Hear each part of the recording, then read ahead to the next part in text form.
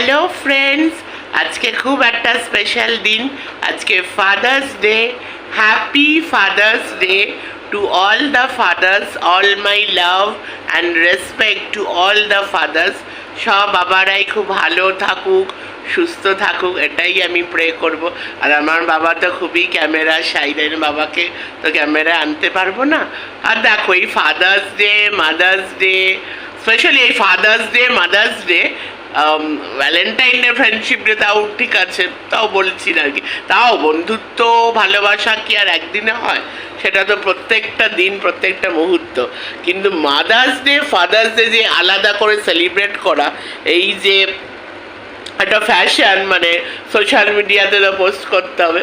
নাও আজকে পার্টিকুলার, আজকে এই ফাদার্স ডে বলে আমি এই ভিডিওটা করছি, কিন্তু মন থেকে কিন্তু এটা আমি মানি না যে আলাদা করে ফাদার্স ডে, আলাদা করে মাদার্স ডে। প্রত্যেক দিনই ফাদার্স ডে, প্রত্যেক দিনই মাদার্স ডে।